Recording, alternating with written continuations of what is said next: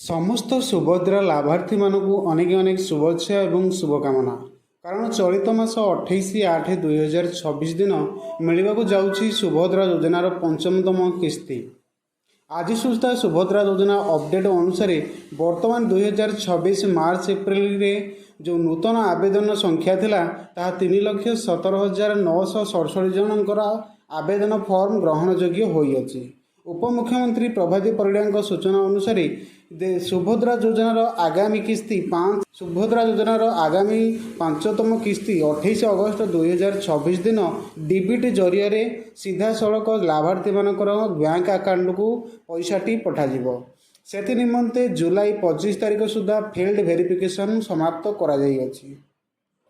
जदि आपण एपर्यंत सुभद्रा योजना पाई नाहंती किंबा नूतन भाव में आपण आवेदन करिसेंती तो निश्चित भाव में आपण अपेक्षा करंतु आपणकर एई किस्तीटी जदि आपण नुआ भाव में अप्लाई करिसेंती निश्चित भाव में आपन मिल जिवो किंबा जदि आपण पूर्व 4 नंबर किस्ती पाई सारिसेंती आपन 5 नंबर किस्ती मिल जिवो।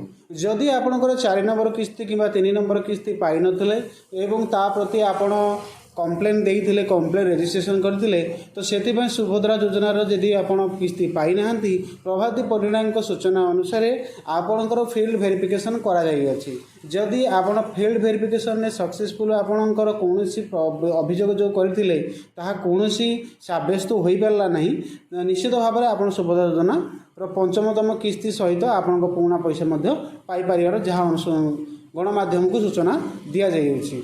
एथि निमंते आपण कौन करेंगे निजर डीबीटी अकाउंट को चेक कर नियंतु। जदि आपणकर डीबीटी अकाउंट संपूर्ण भाव में सठिक अच्छे बोली आप भावुंट तो निकटस्थ जनसेवा केन्द्र को जाइए आप स्टाटस देखिपारे कि निजे सुभद्रा पोर्टाल को जाइए आप निजर स्टाटस देखिपारती। ठीक अच्छे